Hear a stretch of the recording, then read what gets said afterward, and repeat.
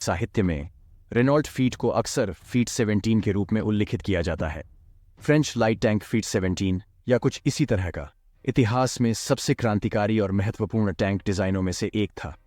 Feet पहला manufacturing tank था जिसमें पूरी तरह से घूमने वाला अपने हथियारों के साथ एक गुंबद शामिल था।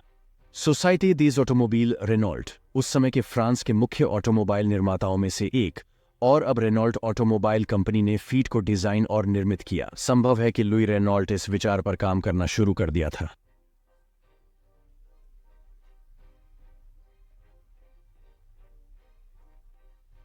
और मुख्य हथियार एक घूमने वाले गुंबद में बन गया और अभी भी टैंक का मानक लेआउट है। इसलिए कुछ बख्तरबंद युद्ध के इतिहासकारों ने रेनॉल्ट फीट को दुनिया का पहला आधुनिक टैंक कहा है। रेनॉल्ट 4.5 लीटर 4 सिलेंडर थर्मोसिफ और पानी से ठंडा इंजन तेल पंप, जेनिथ कार्बोरेटर के साथ प्रीसेट और मैग्नेटो इग्निशन से चलता है। 1500 आरपीएम पर यह 29 अश्वशक्ति पैदा करता है। इसकी रेंज 37 मील है और अधिकतम गति 4.3 मील प्रति घंटा है। रेनॉल्ट एफटी बहुत ऊंची पहाड़ियों पर भी बिना पावर खोए चल सकता था क्योंकि इंजन किसी भी झुकाव में नॉर्मल रूप से चलने के लिए बनाया गया था। इंजन का रेडिएटर फैन आंतरिक वेंटिलेशन प्रदान करता था जो टैंक के आगे वाले क्रू कंपार्टमेंट से हवा को अंदर ले जाता था और पिछले इंजन कंपार्टमेंट से बाहर निकालता था। यह बस 5 मीटर लंबा और 1.74 मीटर चौड़ा है। इसकी ऊंचाई 2.14 मीटर है। रेनॉल्ट फीट का वजन 6.5 टन है। लुई रेनॉल्ट ने खुद फीट के लिए एक उचित वजन सीमा तय की थी। कहा था कि यह 60 टन से ज्यादा नहीं हो सकता था। लुई रेनॉल्ट को शक था कि उस वक्त उपलब्ध फैक्ट्री इंजन पर्याप्त पावर हासिल नहीं कर पाएंगे। सेना के भारी टैंक संस्करणों को पर्याप्त गतिशीलता प्रदान करने के लिए रेशियो क्रू में 2 लोग हैं, एक कमांडर और एक ड्राइवर। इंजन के रेडिएटर फैन ने क्रू की आराम के लिए वेंटिलेशन प्रदान किया।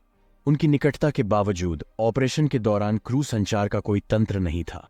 गनर्स ने ड्राइवर को कंधों, पीठ और सिर पर लात मारकर आदेश संचारित करने की तकनीक विकसित की। फीट को आमतौर पर पुंटो एस से 1837 मिलीमीटर तोप या 7.92 मिलीमीटर हॉचकिस मशीन गन से लैस किया जाता था। कवच की मोटाई 6 मिलीमीटर से लेकर 16 मिलीमीटर तक थी। रेनॉल्ट फीट टैंक प्रोटोटाइप में एक कास्ट स्टील ट्रेट और एक निरीक्षण कुपोला शामिल था। यह श्रृंखला वाहनों में स्वतंत्र रूप से माउंट किया गया था।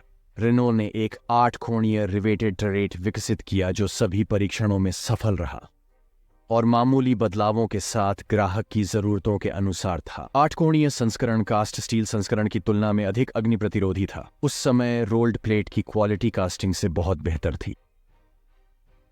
8 कोनों वाला बुर्ज 16 मिलीमीटर मोटी बोर्डों से बना था, जबकि कास्ट स्टील बुर्ज की अरमर की मोटाई 22 मिलीमीटर थी। पितो से 18 गन का कैलिबर 37 मिलीमीटर था जो एक नेवल गन पर आधारित था। इसमें एक telescopic site, semi automatic lock या रिकॉइल मैकेनिज्म था। ये घूमने वाले सॉकेट्स में हॉरिजॉन्टल स्पिगॉट पर रहता था और आधा गोल यू में एक टरेट में पोजीशन किया गया था। बैरल का एलिवेशन -20 से +35 डिग्री तक उतार चढ़ाव करता था। मेन कैनन से फ्रैगमेंटेशन और आर्मर पियर्सिंग शेल्स दागे जाते थे। 500 मीटर की दूरी से एक एंटी टैंक मिसाइल 12 मिलीमीटर मोटी आर्मर को पियर्स कर सकती थी। एक लंबे समय तक 10 राउंड प्रति मिनट की फायरिंग रेट रहती थी। जिंदगी 2500 मीटर की थी, लेकिन आमतौर पर सिर्फ 400 मीटर का इस्तेमाल होता था। तीसरे अछनी के लड़ाई के दौरान इसका पहला इस्तेमाल 31 मई 1918 को फॉरेस्ट ऑफ ब्रेड्स चोटाऊ के पूर्व में प्लॉयजी और चाइसेहोस के बीच हुआ था। इस लड़ाई में 30 टैंक शामिल थे जिन्होंने जर्मन आक्रमण को सफलतापूर्वक रोक दिया। हालांकि इन वाहनों को पैदल सैनिकों की कमी के कारण वापस लेना पड़ा, लेकिन इसमें हॉचकिस एमएलआई 1914 मशीन गन भी लगा था जिसकी फायरिंग रेट 600 गोलियां प्रति मिनट थी। इस राइफल को कारतूस चैम्बर के साइड पर लगे मेटल बेल्ट लोडर से पावर मिलता था। कुल मिलाकर इस तरह से 2100 टैंक बनाए गए थे। मुख्य तोप के लिए कुल 20 विस्फोटक गोले, 25 टैंक विरोधी गोले और 12 केस गोले थे।